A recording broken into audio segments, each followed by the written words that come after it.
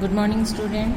आज हम अपनी हिंदी की पाठ्य पुस्तक वसंत में जो संकलित पाठ है चिट्ठियों की अनूठी दुनिया, उसका अध्ययन करेंगे, जिसके लेखक अरविंद कुमार सिंह है। इस पाठ में लेखक ने बताया है कि फ़ोन, SMS आदि पत्रों का स्थान नहीं ले सकते हैं और मानव सभ्यता के विकास में पत्रों का बहुत बड़ा योगदान रहा है और पत्रों ने मानव सभ्यता के विकास में महत्वपूर्ण भूमिका निभाई है, जिनको पत्रों को हम सहेज कर रख सकते हैं। और जो पत्र है उनको विभिन्न नामों से जाना जाता था और उनका क्या महत्व था वो इस पाठ में बताया गया है कि और पत्र लेखन को जो लोकप्रिय बनाने के लिए किए गए उपायों के बारे में भी बताया गया है। तो स्टूडेंट, हम इस लेसन को शुरू करते हैं। चिट्ठियों की अनूठी दुनिया। पत्रों की दुनिया भी अजीबोगरीब है और उसकी उपयोगिता हमेशा से बनी रही है। पत्र जो काम कर सकते हैं वह संचार का आधुनिकतम साधन नहीं कर सकता। पत्र जैसा संतोष फ़ोन या SMS का संदेश कहाँ दे सकता है। पत्र एक नया सिलसिला शुरू करते हैं और राजनीति, साहित्य तथा कला के क्षेत्रों में तमाम विवाद और नई घटनाओं की जड़ भी पत्र ही होते हैं। दुनिया का तमाम साहित्य पत्रों पर केंद्रित है और मानव सभ्यता के विकास में इन पत्रों ने अनूठी भूमिका निभाई है। पत्रों का भाव सब जगह एक सा है, भले इसका नाम अलग अलग हो।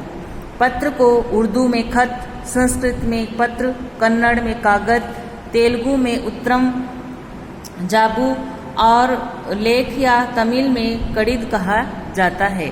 पत्र यादों को सहेज कर रखते हैं, इसमें किसी को कोई संदेह नहीं है।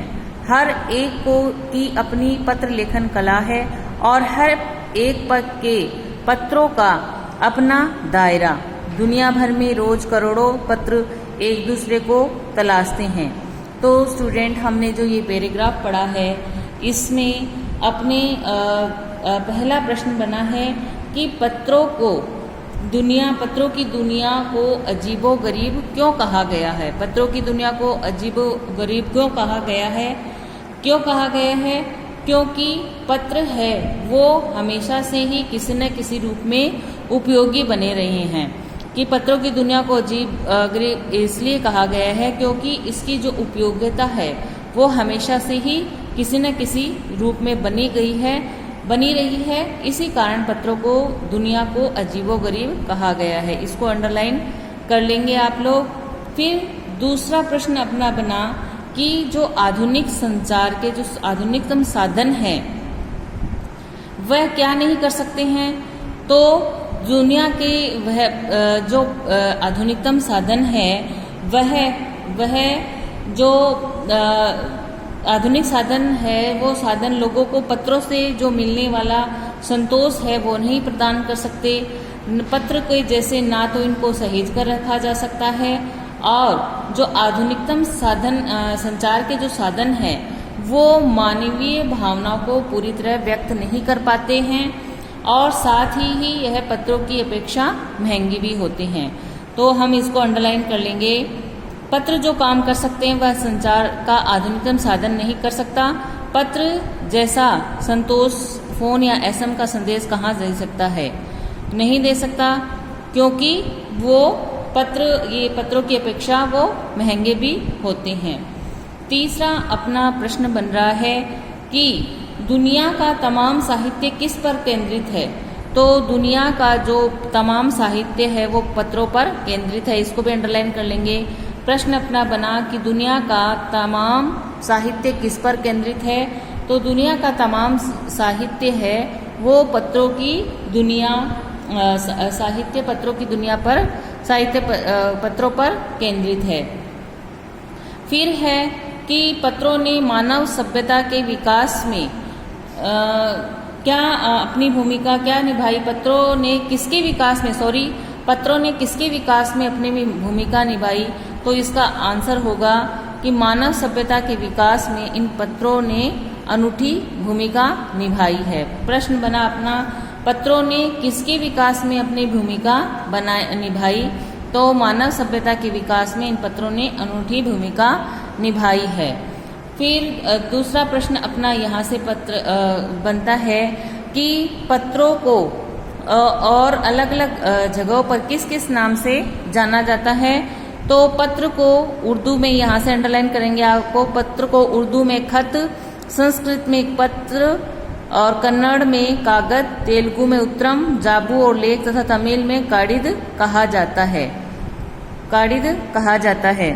फिर है कि भारत जो है वो कि भारत में पत्रों ने अपनी क्या भूमिका निभाई? तो भारत में पत्रों ने अपनी महत्वपूर्ण भूमिका निभाई थी, क्योंकि जो पत्र हैं वो राजनीति क्षेत्र हो, चाहे वो साहित्य हो और कला के क्षेत्रों में तमाम जो विवाद है और नई घटनाएं हैं की जड़ भी पत्र ही होते हैं। इसलिए उन्होंने उसमें भारत के में अपनी महत्वपूर्ण भूमिका निभाई। आगे बढ़ते हैं, ठिकानों पर पहुंचते हैं। भारत में इन्हें 4 करोड़ चिट्ठियां डाक में डाली जाती है और साबित करती हैं कि पत्र कितनी अहमियत रखते हैं। तो भारत में रोज कितनी चिट्ठियां डाक में डाली जाती है, यहाँ से अंडरलाइन कर लेंगे। भारत में रोज 4.5 करोड़ चिट्ठियां डाक में डाली जाती है, जो साबित करती है कि पत्र कितने अहमियत रखते हैं। पंडित जवाहरलाल नेहरू ने सन 1953 में सही ही कहा था कि हजारों सालों तक संचार का साधन केवल हरकारे, रनर्स या फिर तेज घोड़े रहे हैं। इसके बाद पहिए आए, पर रेलवे और तार के से भारी बदलाव आया। तार ने रेलों से भी तेज गति से संवाद पहुंचाने का सिलसिला शुरू किया। अब टेलीफोन, वायरलेस और आगे रेडार दुनिया बदल रहा है।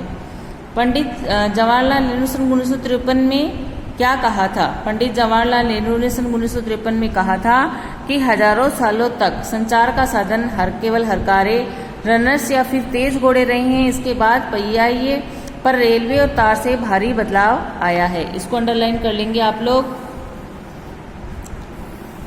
भारी बदलाव आया है, यहाँ तक अंडरलाइन कर लेंगे। आगे पढ़ते हैं। पिछली शताब्दी में पत्र लेखन ने एक कला का रूप ले लिया। डाक व्यवस्था के सुधार के साथ पत्रों को सही दिशा देने के लिए विशेष प्रयास किए गए। पत्र संस्कृति विकसित करने के लिए स्कूली पाठ्यक्रमों में पत्र लेखन का विषय भी शामिल किया गया। भारत ही नहीं, दुनिया के कई देशों में से ये प्रयास चले और विश्व डाक संघ ने अपनी ओर से भी काफ़ी प्रयास किए।